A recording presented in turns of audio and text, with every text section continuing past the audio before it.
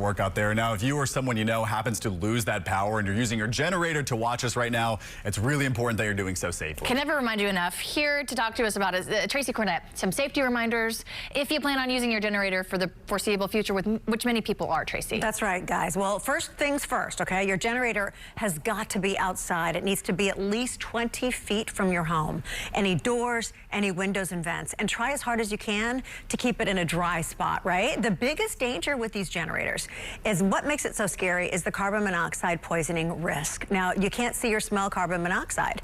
Generators can emit carbon monoxide. So when and if you have to refuel it, you want to turn it off for at least 30 minutes, this generator, so you can let it cool down. If you run it for over 24 hours, which a lot of you are doing right now, I mean, we probably are here at the station and have been for a couple of days at this point, you want to shut it down, check the oil levels in your generator, and then when your power comes back on, turn off and unplug all appliances from your generator.